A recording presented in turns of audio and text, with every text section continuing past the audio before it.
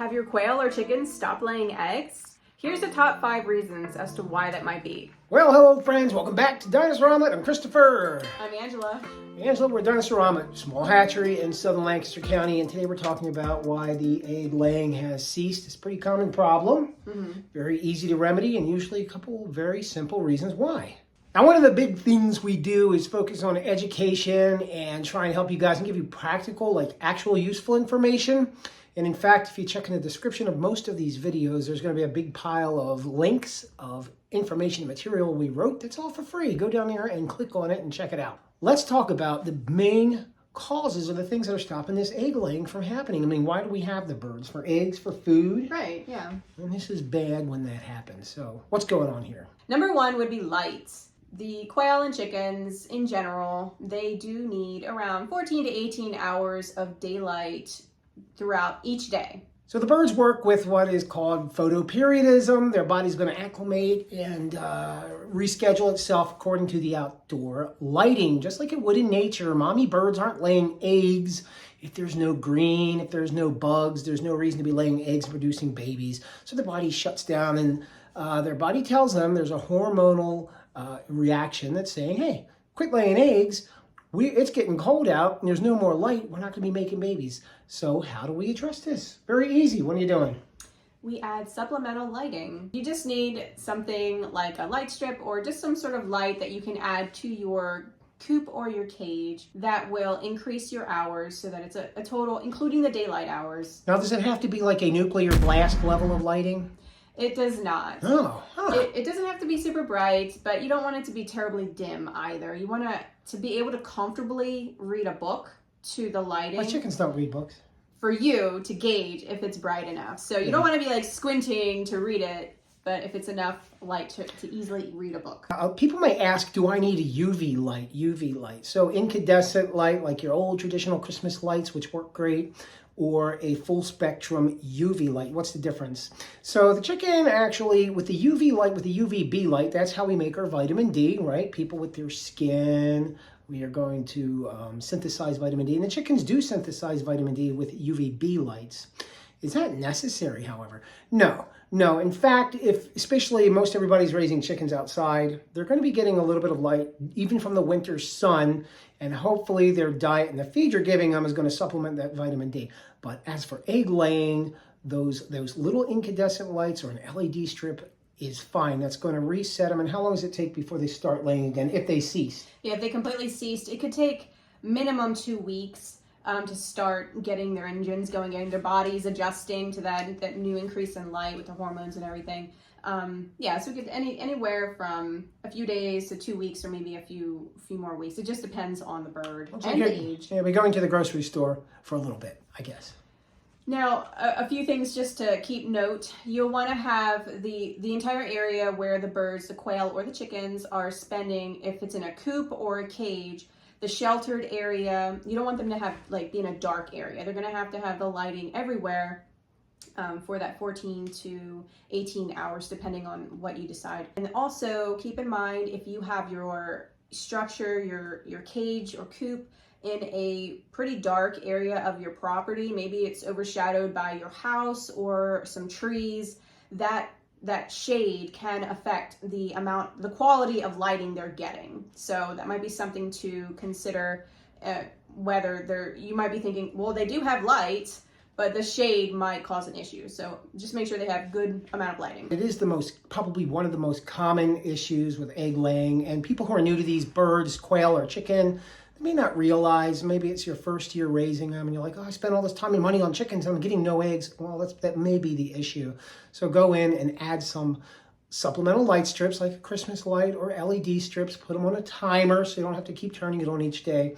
And like she said, they should be producing food or eggs again in another couple weeks or so. Number 2 thing to stop your chickens or quail from laying are stressors. Angela W., what is a stressor for a chicken? Or quail. Or a quail. A stressor can be something environmental. Are there sudden loud noises scaring the birds, startling the birds? Now, there are sounds that they can adapt to if it's continual sounds that they hear regularly. But are there sudden new sounds that really scare them? That could be a stressor. if they're being moved from cage to cage, or maybe they were just, temporarily moved, that's a stressor, and that could stop them temporarily from laying eggs.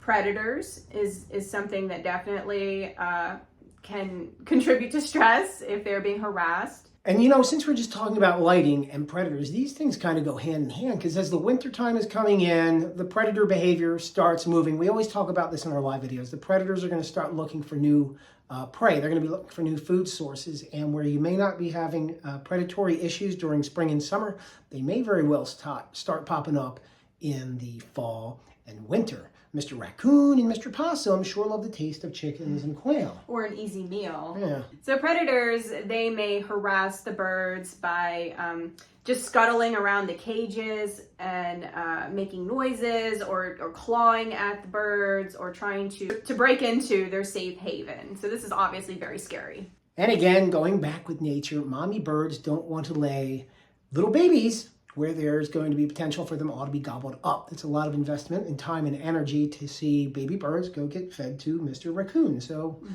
they stop laying the eggs. And I do want to mention, some people like the idea of tractoring quail. And what I mean by that is having them on a cage on the ground that is moved day to day or something like that, so that they're having fresh grass. Some people might have no issue with that, but others may find they stop laying because the whole movement from place to place, it just creates stress for them. And so that can cause them to stop. Number 3 is going to be the age of your birds for both the chicken and the quail. They're going to have a viable egg-laying life. Not their entire life, but the time where they're going to be productive for age. So what are we looking at for age with quail and chicken? Like my quail, I've noticed my chickens stop laying. Some people keep these 20-year-old chickens and why aren't we getting eggs anymore? Well, let's start from the beginning of their life. For a quail, particularly the jumbo quail, they're going to start production at around 6 weeks old, and then they'll become more regular at 8 weeks old. Chickens, they're going to start anywhere, depending on the breed, 5 months to around 7, even 8 months. The quail, their production tends to start petering off around 2 years, like 1.5 years, they're still laying pretty well. But once they go past that 1.5 years, their egg production is going to start to drop and then cease close to around 2 years. Chickens, depending on the breed, they're very similar in their high production. Their high production within that 1 to 1.5 years, and then it'll start petering, but they may last longer, maybe 2-3 years still laying eggs. Chickens can live a good amount of years, but they'll stop laying. So age is a factor, and if your birds are getting old, it might be time to start breeding a new set, or just think of replacing them altogether if they're your food-producing animals. All right, number 4. What's number 4?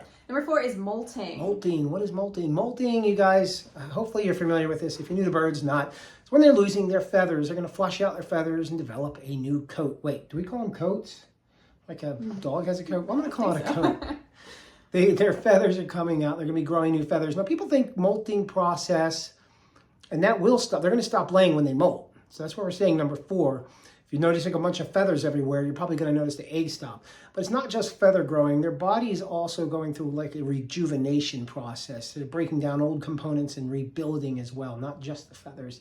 So it's a restructive period in their life, and they do stop laying.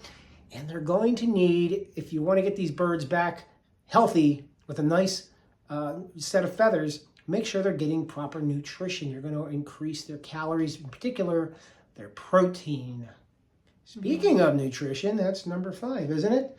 It is number 5. Yeah, the number 5 reason birds or quail or our chickens will stop laying is their nutrition, their proper nutrition. This isn't as common because hopefully everybody's using a quality feed and they're eating enough. But again, with the stressors and things going on, maybe they're not getting access to the food, or maybe you're not feeding the appropriate food. Not blaming you, but people in general, they might be not using the appropriate mixture. Yeah, and in a basic way, to produce the eggs for any of the poultry, the chickens or the quail, that requires a lot of energy. Being alive requires a lot of energy. Their body is operating, their organs and everything, so day-to-day function requires a lot of energy, which they're getting from their food. So if they're getting proper nutrition per day in that food that they're eating, then they're going to have enough energy to produce eggs and tend to their bodies. In the wintertime, if you're free-ranging your chickens, their food intake is going to decrease, their natural food availability. So if that's all they're eating, you may want to supplement it with a feed. You know, a grain, a scratch, something to get their calories and their fat and all the nutrients that they're going to need. Because if they're free-ranging, what's happening to all the grasses and the bugs? They go to sleep for the winter, and their nutrition is going to decrease. And not even just for eggs, you want the birds to be healthy, so you're definitely going to want to invest in some kind of supplemental feed for the birds who are no longer getting all of what they need from their free range. Just as a note, the jumbo quail, for example, they have a fast metabolism. They're a bigger, meatier quail, so they do require feed, access to feed and water, obviously, but food 24/7. They don't just sit there overeating like a goldfish. They go and do stuff, and then they visit the feeder as they need to, but they need to have a continual flow of food available to them. If they don't, then that's a stressor. Yeah, the chickens, they'll just keep eating. And if you ever see a chicken who overeats, maybe if you butcher your own chickens, if they overeat, you're going to see a lot of fatty deposits on their bodies. The quail don't do that so much. They're not going to overeat. They eat till they're satiated, and they go meandering about doing quail stuff. Keep in mind, when the temperatures are dropping and it's wintertime, it's cold, their bodies are now using more energy to maintain their body temperature. They're fully equipped with their feathers to handle the cold, but they do need more energy to stay warm. So if you're looking at your chickens, Christopher kind of touched on this, increase their feed so that they're able to compensate for that need to stay warm, that higher energy use. And the quail, of course, should have as much food as they want all year round, but chickens increase in the colder months. Fabulous stuff. Just like us, when we're outside and freezing, we get all kind of hungry and we come in and we eat because we need new calories. Yeah.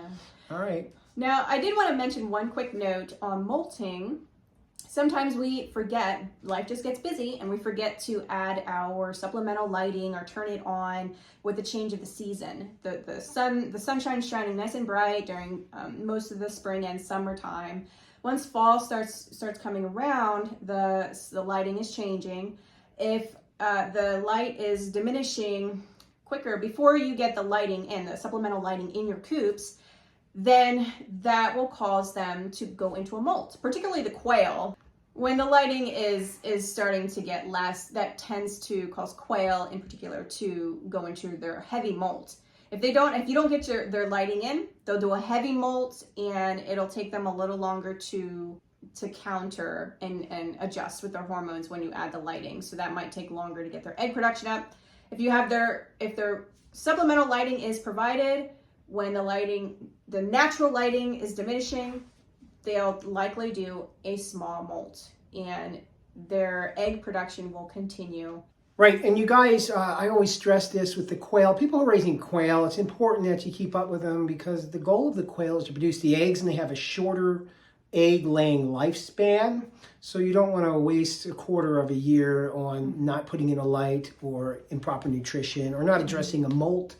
So you have continual food. Thank you for watching. Sorry, I don't know what else to say. Yes, thank you for watching, and if you're new, please hit the old subscribe button. If you're old, hit the like button. Oh, actually, just do all that nice fun stuff, because we try to produce decent, like I said, educational, usable, practical material. I guess that's it. And like I said, guys, check the bottom of the description of these videos. There's a ton of good information. And let us know if you have any comments or questions. All right, as usual, it's been fabulous. Goodbye, Bye. friends.